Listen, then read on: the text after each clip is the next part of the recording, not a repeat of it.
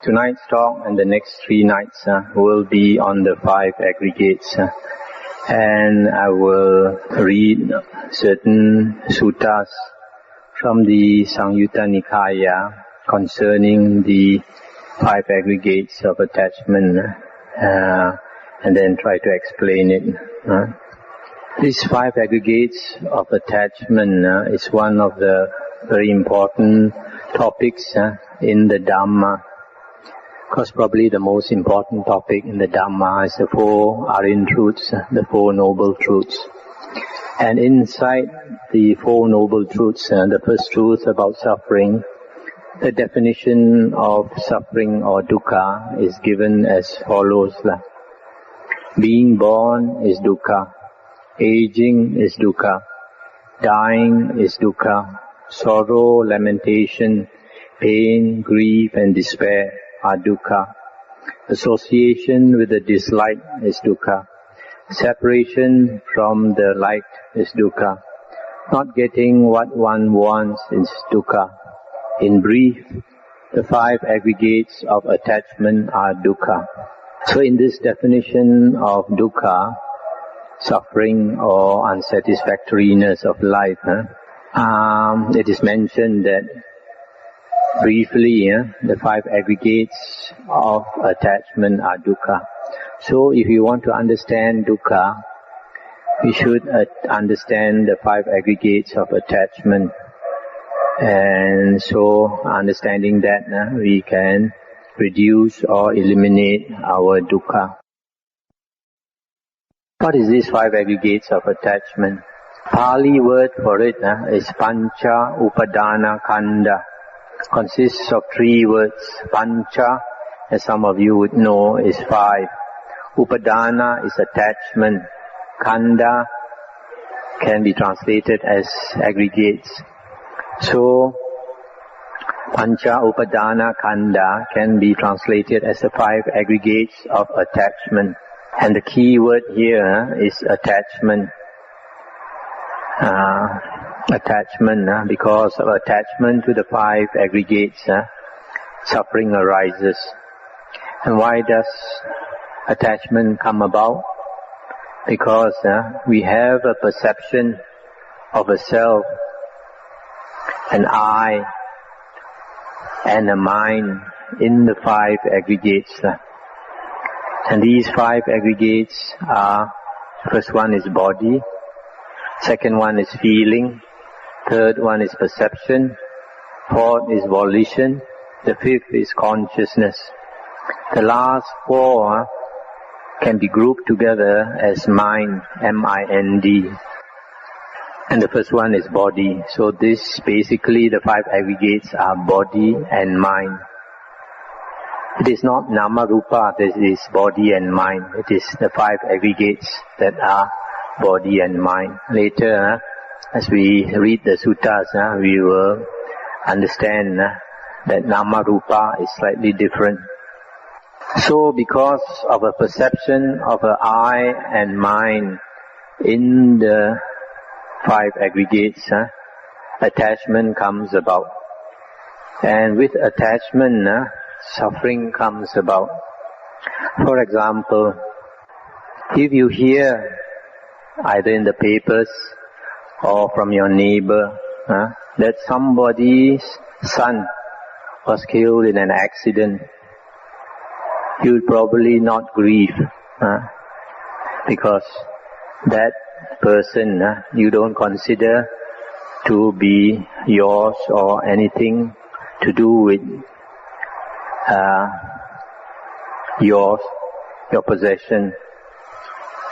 But if someone came and told you, just now when your son came back from school, he was knocked down by a car and he died, what would happen? He would be immediately struck by this news, and you probably burst into tears and cry very loudly, perhaps grieve unbearably, and perhaps for a fairly long time. On the other hand, as I mentioned just now, if you read in the papers, for example, during the Kongsi Raya festival, a whole family got killed in a car accident. To you, that is just news. You are not much affected by it. But if your own son is killed, then you suffer quite unbearably. And this is because of attachment, the perception of an I and a mind. Similarly, this period is a period where there's an economic recession. So, in the next few months, you are likely to read news about people going bankrupt. But if you read news about people going bankrupt, it would not affect you very much because it is somebody else getting bankrupt. But if your own business went bankrupt, then you might grieve. And as happened to some people, they might even commit suicide. So, the problem here is attachment, and which comes from a perception of an I and a mind. And this mind can extend from my family, my property, to those of my same race, to those of my same religion, to those of my same country, my countrymen. And this leads to quarrels, fights, and even wars. So because of that, we have to understand why is it that the 5 khandhas, the 5 aggregates, body and mind basically, gives you a perception of an I and a mind. And the suttas, the discourses of the Buddha, are basically to help us to see that there is no I and mind in these 5 aggregates. And if we can see that there is no I and mind in the 5 aggregates, then slowly we let go of our attachment to the 5 aggregates. Now, how is it that we have a perception of I and a mind or a self in the 5 aggregates? The first one is the body. We all know you have a body, every one of us has a body. And if our body is short, you say, I am short. If the body is beautiful, you say, I am beautiful. If the body is sick, you say, I am sick. So you can see how easily we associate the body with the self. The second one is feeling. When happy feeling arises, you say, I am happy. When angry feeling arises, you say, I am angry. And when sorrowful feelings arise, you say, I suffer, I grieve. So, again, we easily associate feelings with the self. And the third one is perception. Perception means you have a certain perception or conception of something. In the suttas, the Buddha mentioned, like the colors, you have a perception that this is yellow, and you have a perception of some other colors. But somebody else might not perceive this to be yellow. They might have a different opinion from you. Especially, for example, if somebody wears dark glasses and you ask him what color it is, he might swear this is a certain color. But when he removes the dark glasses, then he realizes it's a different color. So perceptions are not very reliable. For example, you perceive that a certain man is very handsome. Somebody else might not perceive that that man is handsome. Similarly, you perceive that some lady is beautiful, but she might not be beautiful to someone else. Or you perceive that somebody is a very nice person, but he might not appear nice to his enemy. So perceptions are also, as we said, not reliable. And the fourth is volition. Volition, because we because of the nature of our thought process, when a consciousness arises, for example, you see a person in front of you, and that seeing consciousness gives rise to a feeling that this is a nice feeling you get now, for example, because that sight that you see is a beautiful sight. It's a beautiful girl or a handsome man. And then after that, perception arises. And then after that, you perceive that this person is very appealing. The looks are very appealing. Then the volition arises. You might decide, there is a decision in the mind that you like to speak to this person. So that decision in the mind that arises, that volition, you perceive also to be yourself making that decision. I want to talk to her. So you can see also how easily we associate volition with the self. And lastly, consciousness. Consciousness meaning seeing consciousness, hearing consciousness, smelling consciousness, tasting, touch and thinking consciousness.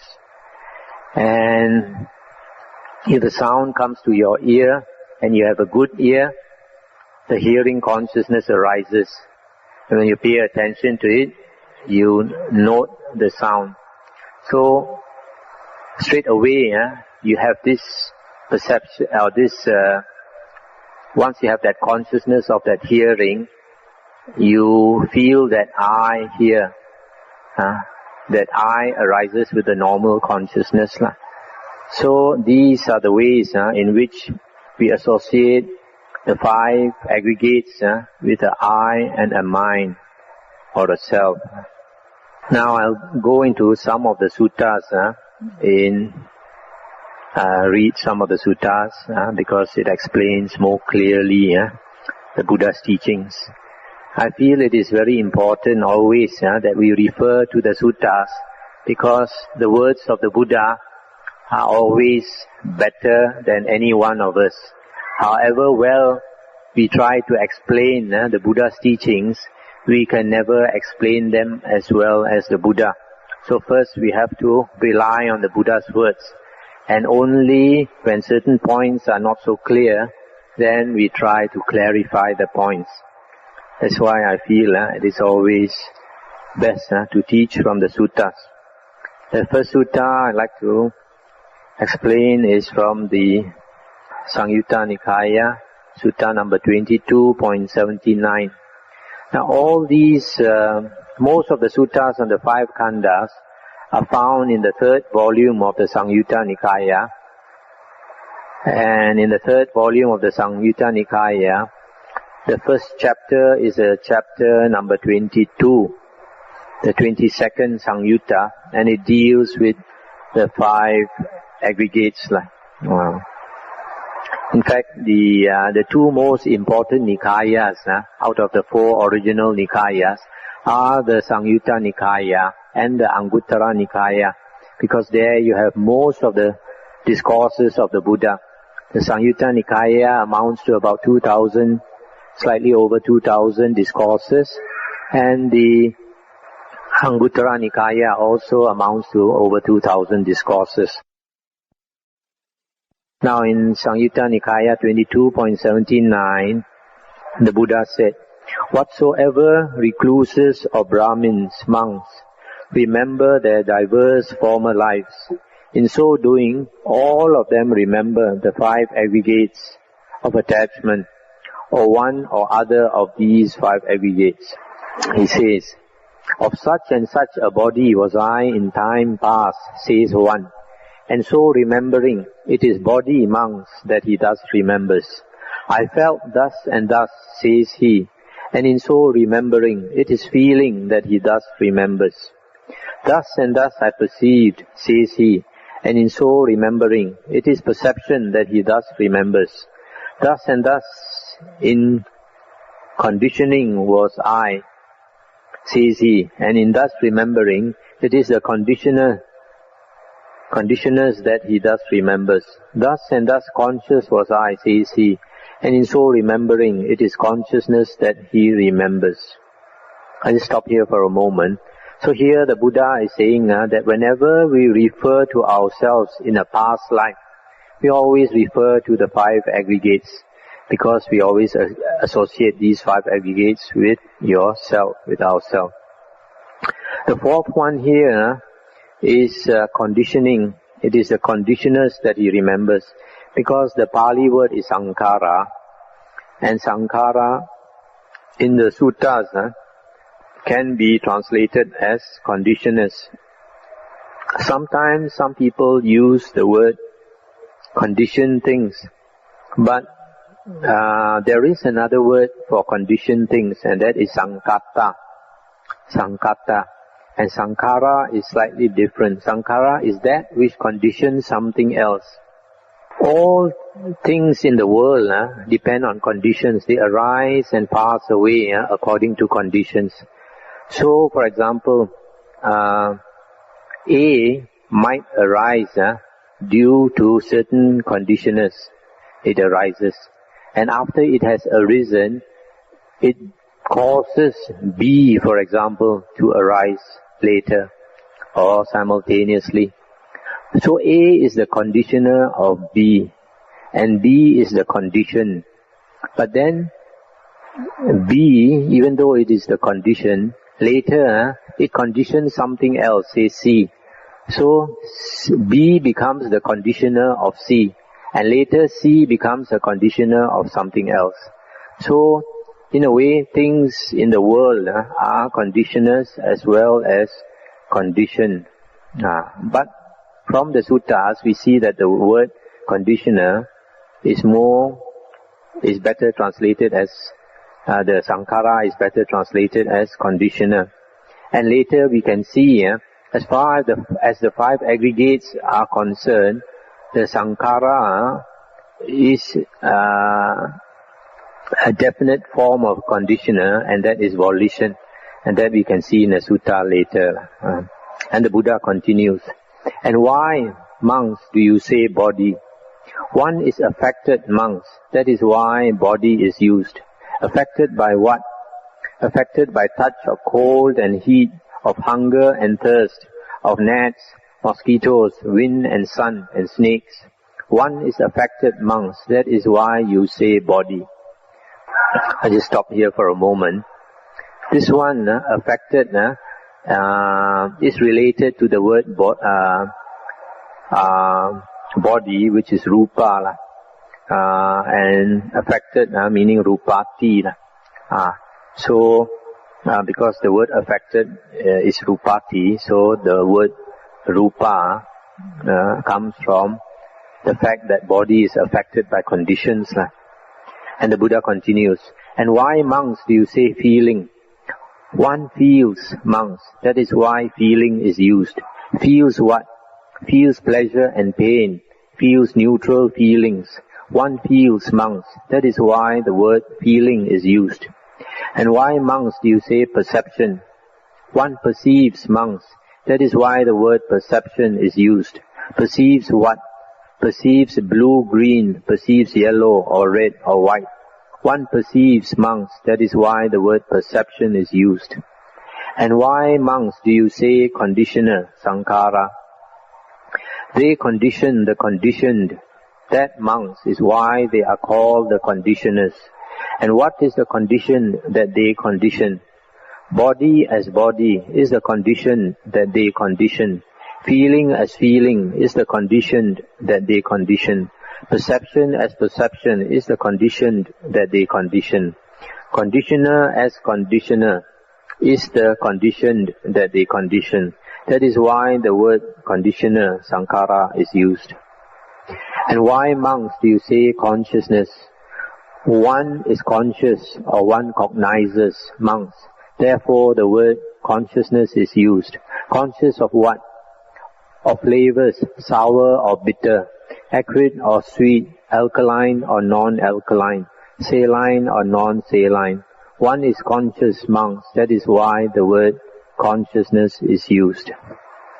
I think this is fairly self-evident, so I don't think I'll explain. The next sutta is Samyutta Nikaya 22.122. Once the Venerable Sariputta and the Venerable Mahakotita were staying at Benares in Isipatana in the deer park.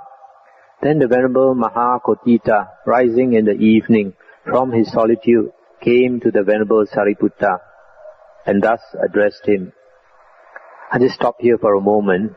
We find in the suttas that the daily life of the monks during the Buddha's time was that they go for alms round in the morning. They go and gather their food. And then coming back from alms round, they eat the food either in the monastery or they go into the forest to eat their food. And after eating their food, they take some rest. And then the rest of the day, they sit in meditation. Later, when the sun set, they would come together. They would come to the most senior monk and discuss Dhamma. Discussion of Dhamma was very important during the Buddha's time. Whether the monks were already arahants or they were not yet arahants, still they come together to discuss the Dhamma. So here the Venerable Mahakotita came to see the Venerable Sariputta and addressed him. Avuso Sariputta. Avuso is sometimes translated as reverend or friend. What are the conditions, Dhamma, that should be thoroughly pondered by a virtuous monk? And the Venerable Sariputta answered, the 5 aggregates of attachment, friend Kotita, are the conditions which should be thoroughly pondered by a virtuous monk as being impermanent, as suffering, as a disease, as a tumor, as a dart, as a calamity, as an affliction, as alien, as disintegrating, as empty, as not self. What 5 aggregates? The aggregate of body, feeling, perception, volition, consciousness.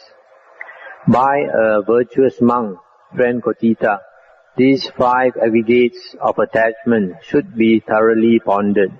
Indeed, friend, it is possible for a virtuous monk, so thoroughly pondering these 5 aggregates of attachment, to realize the fruits of stream winning.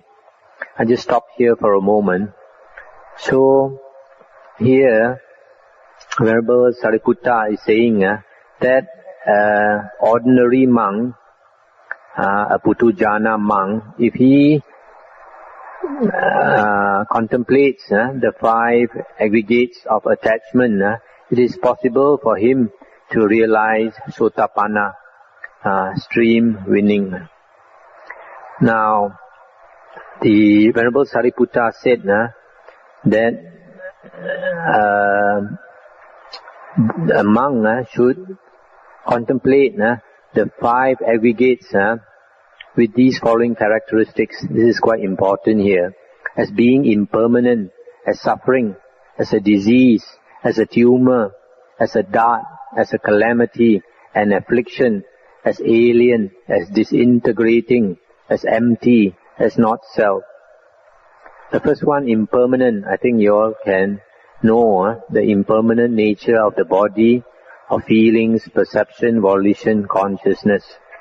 As suffering because if we attach to them, they give us suffering. For example, the body. The body, because of its impermanent nature, will grow old. And when the body grows old, some people don't like to grow old. And then they lament over the fact that they are growing old. And if they attach to the body, then they would suffer. They are unhappy, they are growing older and older, looking uglier and uglier. And also, if worse still, if the body one day were to die, either their own body or, for example, their child's body were to die, then if they attach to it, then it gives them suffering. So it's a source of suffering. As a disease, because it is liable to sickness, this kind of disease.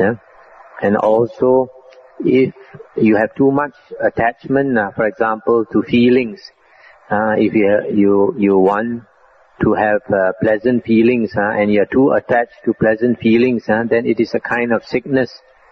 For example, like sensual desire.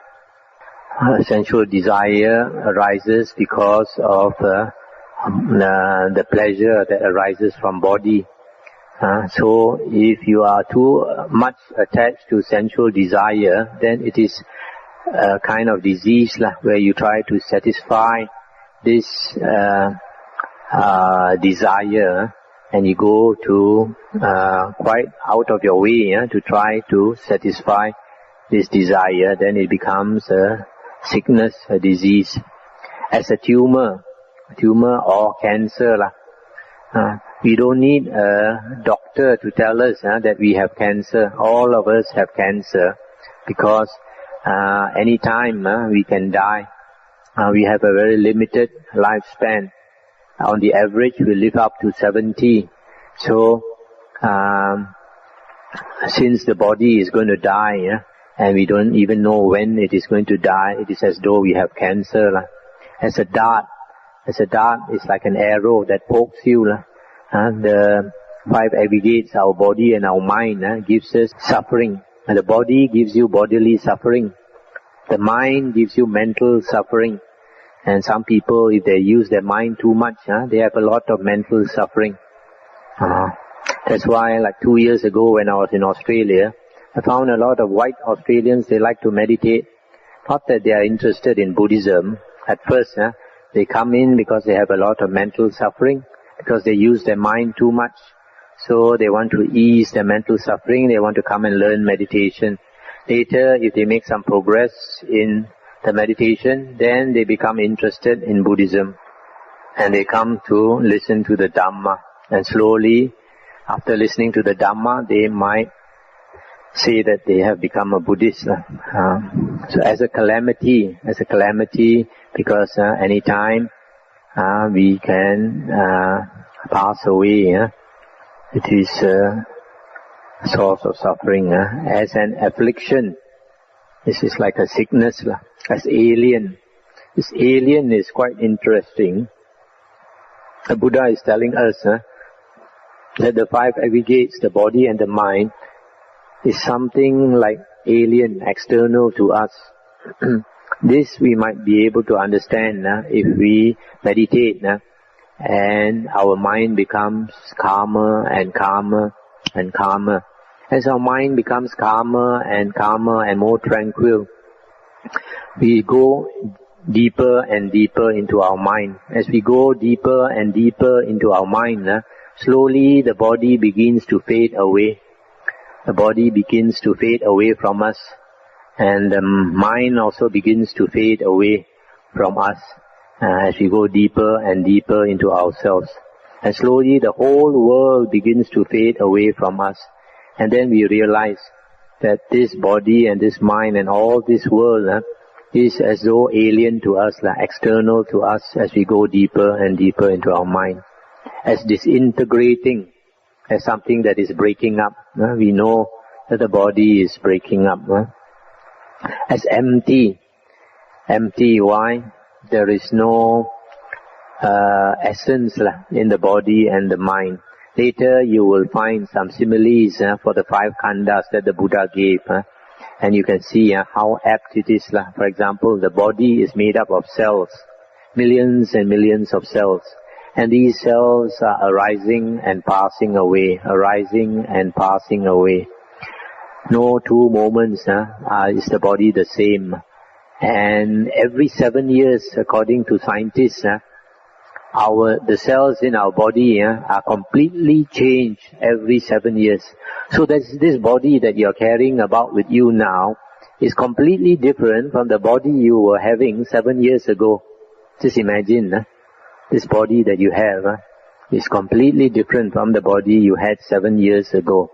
And as the cells in our body die and we shed them, in a way we are like a snake. a snake, every now and then it's got to change its skin. Why? Because it has to grow in size. As it grows in size, then the skin is no more suitable for it, so it starts to shed the skin. And then it throws away the skin, and then it grows a new skin which is slightly bigger so that it can accommodate itself. So in the same way, we are slowly shedding ourselves part by part, and slowly over 7 years we completely change the whole body. So you can see that the body, because it consists of all these cells, it is of the nature of emptiness. In fact, later if I go into this more in detail, then you will understand it even better. Or in fact, I can go into it now. Why is this empty? Because besides these cells, when you look into these cells, what do you find? In every cell, you have atoms, right? Cells are made up of atoms. Perhaps a whole lot of atoms. I don't know how many in each cell, but there will be a lot of atoms. So basically, our whole body is made up of billions and billions of atoms, right? And every atom is a huge void in which particles of energy are moving to and fro, right? Particles of energy are moving to and fro. Just like you look into the sky at night. When you look into the sky at night, you find that most of the space, outer space, is empty, except for some stars and planets here and there, right? You could say that 99.999999% of it is empty. So in the same way, every cell in our body, every atom in our body, 99.999999% of the atom is empty. In other words, our body, which is made up of all these atoms, is no different from the air around us. No different from the air around us. And because it is no different from the air around us, the Buddha and his Arahant disciples, they, understanding this knowledge, they can walk through walls and all that. Anyway, this is a different matter. So, this body, which is 99.99999%, is actually empty. And formerly, scientists, they did not understand this, but now it appears that scientists are beginning to understand that this 99.99999% emptiness is not really empty, but it is consciousness. Consciousness. And because of that, our mind affects our whole body. In other words, we are consciousness. And whatever you think affects your whole body. That is why mind is so powerful. Mind is that which we try to understand in the Buddha's teachings. So how is it that we see ourselves as a human body? The Buddha says because we are dreaming. The consciousness, because of karma, the consciousness makes you see yourself as a solid human being with a head, 2 hands, 2 feet. Another day, if you work some evil karma and you pass away from this life, then your consciousness will make you see yourself perhaps as an animal, walking on all fours, with a tail. So that is why later we find in the suttas, the Buddha said, consciousness is like a conjurer. It conjures up a magic show. One lifetime after another lifetime is like a magic show. You see yourself as one person, and then that dream ends, and then another dream begins, and you see another lifetime before you. So from this you can see how the 5 aggregates are empty. And then the last one, as not self. As not self. This not self, anatta, means there is no abiding, there's no thing that is unchanging in the body and the mind. This body and the mind is always changing in a state of flux. That is why there is no something that is permanent, unchanging. That is why the Buddha says it is not self. Sometimes this word anatta is translated as non-self, but I think probably not self is more accurate. Now the sutta continues, Mahakotita asking the Venerable Sariputta again. But, friend Sariputta, what are the things that should be thoroughly pondered by a monk who is a stream winner? And Venerable Sariputta said, by a monk who is a stream winner, friend Kotita, it is these same 5 aggregates of attachment that should be so pondered. Indeed, friend, it is possible for a monk who is a stream winner, by so pondering these 5 aggregates of attachment, to realize the fruits of one's returning sakadagamin, which means the second fruition. But friend Sariputta, what are the things that should be thoroughly pondered by a monk who is a once returner sakadagamin? By one who is a once returner, friend Kotita, it is these same 5 aggregates of attachment that should be thoroughly pondered. Indeed, it is possible, friend, for one who is a once returner, by so pondering, to realize the fruits of non-returning anagamin, third fruition.